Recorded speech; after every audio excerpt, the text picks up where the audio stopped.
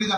ஒருவேளை நாங்க 500 ரூபாய் கட்டியிருக்கோம், திருச்சி மண்டலத்துல இணைஞ்சிருக்கோம், சென்னை மண்டலத்துல எங்களை சேர்க்கணும்னா அதுக்கு தனியா நீங்க பணம் கட்ட 4 மண்டலத்துல உங்களுக்கு சேர்க்கணும்னா, தமிழ்நாடு முழுவதும் உங்களுக்கு சேர்க்கணும்னா 4 மண்டலத்துக்கும் நீங்க தனியா. இது முதல் திருமணத்துக்கு மட்டுமே பொருந்தும். மறு திருமணம் அப்படி கிடையாது.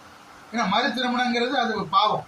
ஏற்கனவே வாழ்க்கையை தொலைச்சி நஷ்டம் ஏற்பட்டு ஒரு அடிபட்டு மிதிப்பட்டு அதுல இருந்து மீண்டு அவங்ககிட்ட பதிவு பண்ணும் போது அந்த மண்டலம் இந்த படம் சொல்லி பிரிச்சு அவங்கள தொந்தரவு பண்ண கூடாது. அதனால அவங்களுக்கு ஒரே குரூப் தான் நாங்க வச்சிருக்கோம்.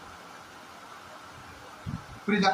நீங்க இதுல பதிவு பண்ண வந்தா கீழ்காணும் மண்டலத்துல ஆண்கள் இணைக்கப்படுவார். பெண்களுக்கு சொல்லி ஒரே மண்டலம் தான். தமிழ்நாடு முழுவதும் பெண்கள் குரூப் சொல்லி முதல் திருமணம் மறு திருமணம் தனித்தனி குரூப் இருக்கு. அவங்களுக்கு ஒரே குரூப் தான். சரியா? நீங்க பதிவு பண்ண வரும்போது அஸ்லாம் வலைக்கும் சொல்லுவீங்க, வலைக்கும் அஸ்லாம் சொல்லி நாங்க சொல்லுவோம். நீங்க புகைப்படத்தை அனுப்ப வேண்டியிருக்கோம். அப்புறம் பயோடேட்டா ஆப்ஷன் நாங்க அனுப்புவோம். பயோடேட்டா எப்படி நீங்க தமிழ் ஆங்கிலம் 2 மொழியில நாங்க அனுப்புவோம்.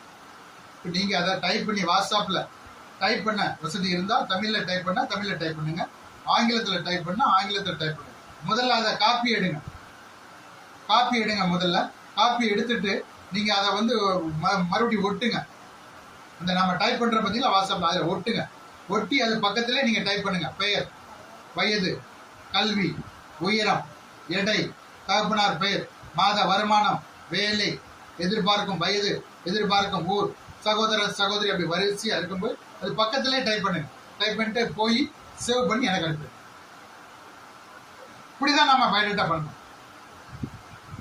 பயோடேட்டா இப்படிதான் பண்ணணும். புரியுதா?